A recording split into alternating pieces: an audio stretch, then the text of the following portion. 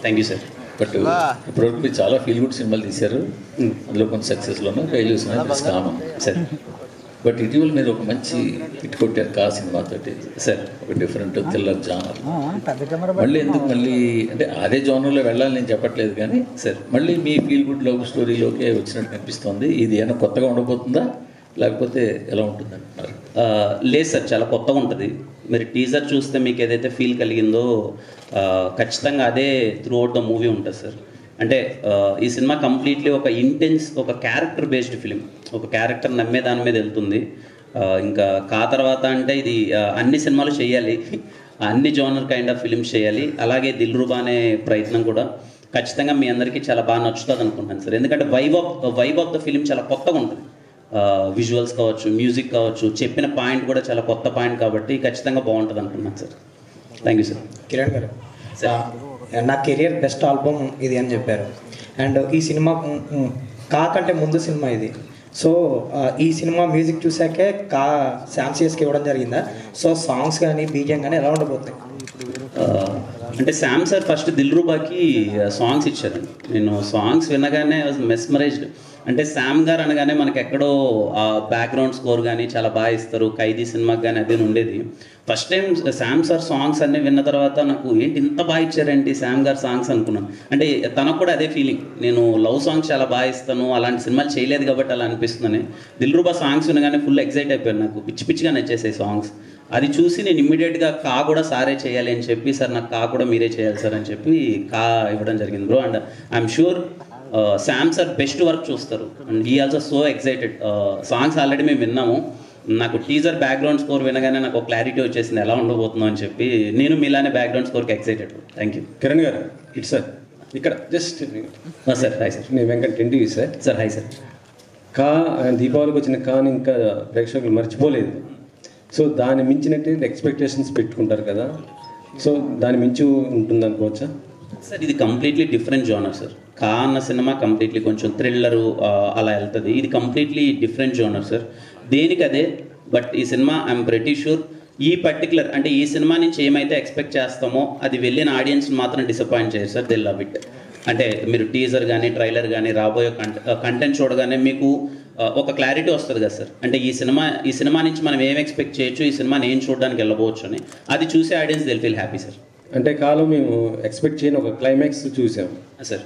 ఇందులో కూడా అలాంటి ఎక్స్పెక్టేషన్ అంటే అలాంటి ఏదో సర్ప్రైజింగ్ క్లైమాక్స్ కాదు సార్. బట్ ఈ క్యారెక్టర్ ఒక సిద్ధాంతాన్ని నమ్ముతుంది. అది చాలా కొత్తది. ఇంతవరకు ఆ పాయింట్ మీద డిస్కషన్ చేయలేదు. మళ్ళీ చెప్తున్నాను, ఆ పాయింట్ మీద డిస్కషన్ చేయలేదు. ఏదైతే ఈ సినిమాలో ఒక హీరో ఒకటి నమ్మే సిద్ధాంతం ఉందో అది చాలా కొత్తగా ఉంటుంది. దాని మీద ఎండింగ్ క్లైమాక్స్ ఎందుకు అతను నమ్మాడని చెప్పేది కూడా మీకు చాలా బాగా అనిపిస్తుంది సార్. ఇందులో మ్యాగీ ఎవరు సార్? మ్యాగీ రివీల్ చేస్తాను సార్ తొందరలో. రిలీజ్ చేస్తారు. మీరు మ్యారీడ్, సినిమాను వ్యాలంటైన్స్ డేకి రిలీజ్ చేస్తున్నారు.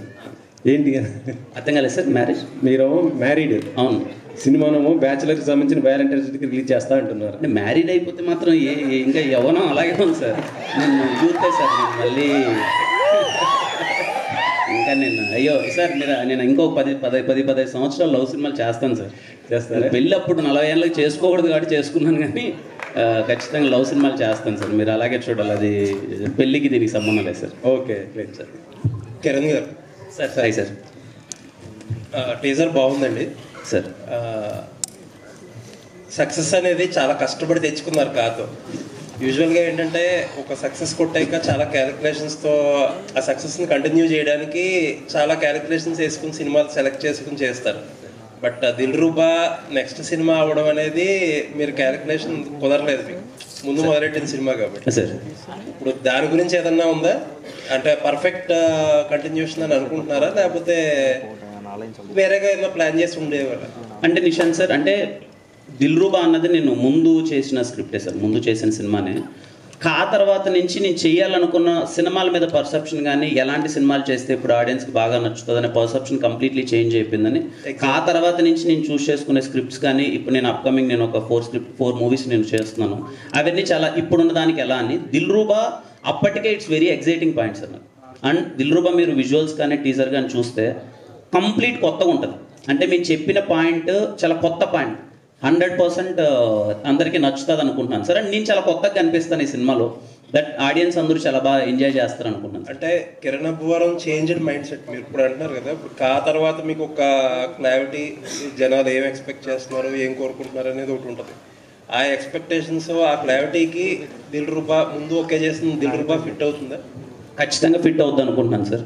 మేము ఖచ్చితంగా with the support of producers Raveena కానీ సరేగమ కానీ, they are all like completely cinema చాలా బెటర్ చేయాలని ఒక జోన్తోనే సినిమా మేము చూసుకొని ఇంకా ఏం చేయొచ్చు, హ్యాపీగా బెటర్మెంట్స్ ఏం చేయొచ్చు అనే దాంట్లోనే సినిమాని 1-2 సార్లు చెక్ చేసి with the support of producers and director కూడా కంప్లీట్లీ కూర్చొని ఈ సినిమాని ఇలా ప్రజెంట్ చేస్తే బాగుంటుంది అనే విధంగా అన్ని జాగ్రత్తలు తీసుకొని సినిమాని కంప్లీట్ చేస్తాం sir. All the best. Thank you so much sir. Kiran Abbavaram గారు ఇక్కడ అండి హ్యాండ్. యా, టీజర్ చాలా బాగుంది. అయితే మీ యాక్టింగ్ కూడా కొంచెం డిఫరెంట్గా కనిపిస్తుంది, అంటే ఒక లవర్ బాయ్లా చాలా బాగుంది. అయితే కిరణ్ అబ్బవరంకి కా సినిమా అనేది ఒక బ్రాండ్ అయింది.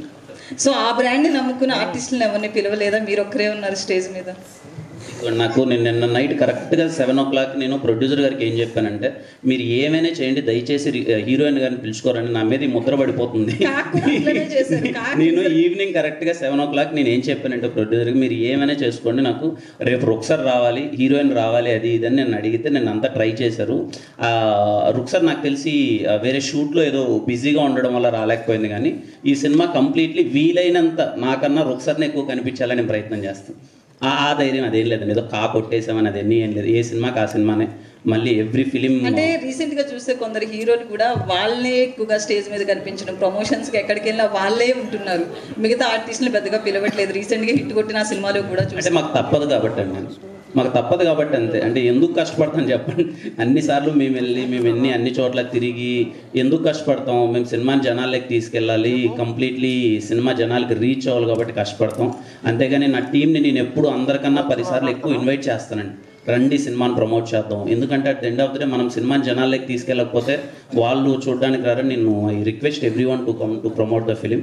నేను నా సినిమాని ప్రమోట్ చేయడానికి నాకు వీలైనంత నేను కృషి చేస్తాను, బికాజ్ సినిమా జనాల్లోకి వెళ్ళాలి కాబట్టి. But when it comes to Dilruba, Rukhsar completely available ఉంటుంది, ప్రతి ఒక్క ఈవెంట్కి వస్తుంది. తను ఈరోజు షూట్ ఉండడం వల్ల రాలేకపోయిందంట, కొంచెం ప్రీ ప్లాన్డ్ అవ్వకపోవడం వల్ల తను. But because as it is a love film, completely తన మీద ఎక్కువ ఉంటుంది, తన క్యారెక్టర్ మీద ఎక్కువ ఉంటుంది, ఖచ్చితంగా రుక్సర్ ఎక్కువ కనిపిస్తుంది. సో డైరెక్టర్ గారు, అంటే టీజర్ చూసిన తర్వాత హీరోయిన్ క్యారెక్టర్ చూస్తే విలనా ఏంటి? అంటే ఎందుకంటే హీరోయిన్స్ ఎక్కువగా విలన్ గా చూపిస్తున్నారు రీసెంట్ గా సినిమా హిట్ అవ్వాలంటే. బేబీ తర్వాత ట్రెండ్ అనేది చేంజ్ అయింది. అంటే గన్ను తీసుకొచ్చి కాల్ చేస్తాను అనేంత కోపం హీరోకి ఎందుకు వచ్చిందని అర్థం కాలేదు. సిచ్యువేషన్ అంతే, సిచ్యువేషన్ బట్టి మనందరం రియాక్ట్ అవుతుంది కదా, మనందరికీ కోపం, ప్రేమ, జాలి. హాయ్ కరణ్ గారు, హాయ్. టీజర్ చాలా బాగుంది, చాలా రోజుల తర్వాత ఒక లవ్ స్టోరీ వచ్చినట్టు అనిపిస్తుంది. కిరణ్ గారికి కానీ మీరు కానీ ఒక ఆన్సర్ చెప్పాలి క్వశ్చన్. అంటే లవ్, యాంగరు ఒకే చోట ఉండవు అంటారు. సో సిద్ధార్థలో యాంగర్ ఎక్కువ చూపించారు, actual person. So love failure అన్నట్టు చూపిస్తున్నారు కదా. సో ఈయన రియల్ ఇన్సిడెంట్స్ ఎక్కడైనా జరిగినవి తీసుకున్నారా మీ లైఫ్లో కానీ? అవునండి, రియల్ ఇన్సిడెంట్ మనందరి లైఫ్లో జరిగిన ఇన్సిడెంట్ తీసుకుని చేస్తాం. ఎందుకంటే మన అందరి లైఫ్లోనే ప్రేమ ఉంటుంది, మనందరి లైఫ్లోనూ కోపం ఉంటుంది. మనం ప్రేమించినోడు ఎవడైనా ఏమన్నా కొడతాం, ఏంటి అవన్నీ జరుగుతూనే ఉంటాయండి. అది సో రియల్ అండి, లవ్ అనేది రియల్ కదా, ఇంకా దాంట్లో కోపం కూడా రియల్. లవ్ యాంగర్ ఉంటాయి కదా సార్, లవ్ యాంగర్ ఒకే చోట సార్. మనం లవ్ చేసిన మీద ఎక్కువ యాంగర్ ఉన్నవాడు లవ్ అంటే లవ్ సక్సెస్ అవుతుంది. యాంగర్ ఇంకా యాంగర్ ఉన్నాడు ఎక్కువ లవ్ చేస్తాడు.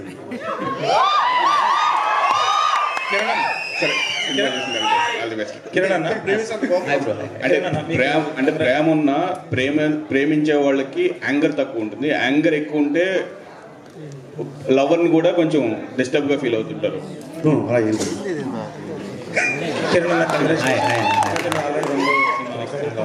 మొన్న 3 నెలల క్రితం ఒక హిట్ కొట్టారు, ఇప్పుడు 3 నెలలకే ఒక సినిమా రిలీజ్ అవ్వడం వల్ల మళ్ళీ చెక్ పోస్ట్ ఆఫీస్ ఏమైనా ఇబ్బందులు పెట్టేదైతే ఉందా? అంటే మీరు ముందే అడగాలంటే అన్న 2024లో ఇంత యంగ్ హీరో అండి, ఒక్క సినిమాని ఎందుకు చేసామని మీరు అడగాలి ఫస్ట్.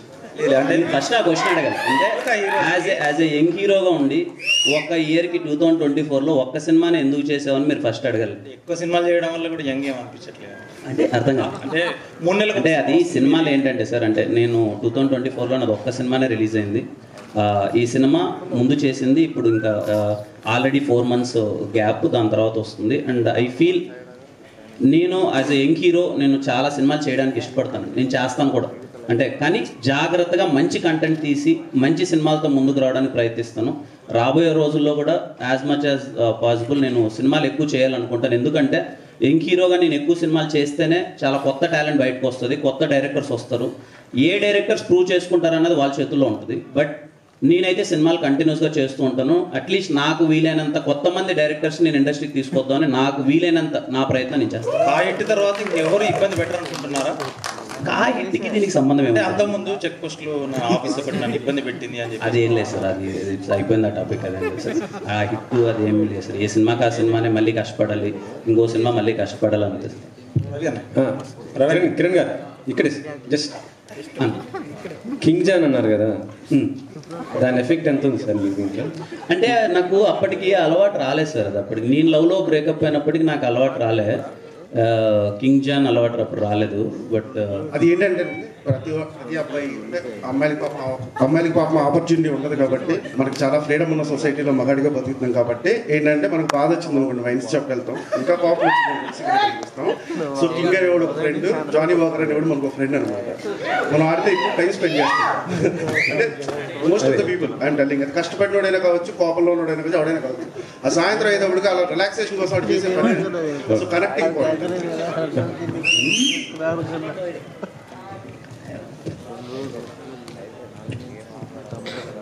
కిరణ్ గారు కంగ్రాట్స్ అండి, టీజర్ చాలా బాగుంది. Thank you. అండ్ కిరణ్ అబ్బు గారు సర్టిఫికేట్గా కొంతమంది ఫ్యాన్స్ని క్రియేట్ చేసుకున్నారు, కా మూవీతో కాల్ వేసుకుని తిరిగేటట్లు చేశారు. దెన్ నెక్స్ట్ వచ్చే మూవీస్ కూడా అంటే ఆ రేంజ్లో ఎక్స్పెక్ట్ చేస్తారు. అంతకుముందు చాలామంది మీతో కూడా అన్నారు లవ్ ఫిలిమ్స్ చేస్తారా, ఈ జోనర్లోనే ఉండిపోతారని. కా మూవీ తర్వాత ఒకసారిగా డిఫరెంట్ మారిందని అన్నారు, బట్ మీరు కూడా అన్నారు ఇక్కడ నుండి మారుస్తా అని. మళ్ళీ నెక్స్ట్ ఫిలిం ఇదే రావడం వల్ల అదే ప్యాటర్న్లోకి వెళ్తారని అనుకోవచ్చా? అదేం లేదు, ఇది కంప్లీట్లీ మీకు కొత్త ప్యాటర్న్గానే ఉంటుంది సినిమా. జోనర్ అనేది ప్రతి ఒక్క నేను ఇంకా అప్కమింగ్ చేసే ఇప్పటికి నేను ఒక 4 సినిమాలు కమిట్ అయినాను, అవి కూడా కంప్లీట్లీ డిఫరెంట్ జోనర్.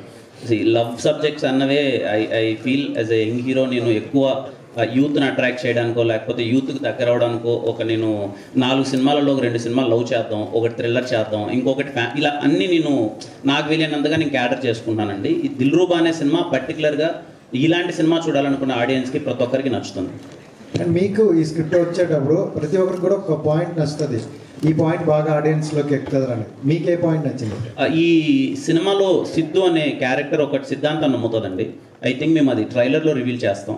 ఆ పర్టికులర్ పాయింట్ నాకు పిచ్చి పిచ్చిగా నచ్చేసింది. నిజంగా మనం ఎవ్రీడే నిజ జీవితంలో ఆ 2 పదాల వల్ల మనం అయితే మోసం చేస్తాం లేకపోతే మోసపోతాం. అదేంటి అన్నది మేము ట్రైలర్లో రివీల్ చేస్తాం. ఆ పాయింట్ నచ్చేసింది. ఈ మూవీ మోసపోయిన వాళ్ళకి ఎక్కుతుందా, మోసం చేసే వాళ్ళకి ఎక్కుతుందా, కనెక్ట్ అవుతుంది? బాగా మోసపోతున్న వాళ్ళందరికీ కనెక్ట్ అవుతుంది.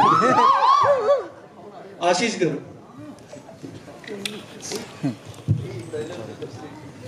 అంటే ఫస్ట్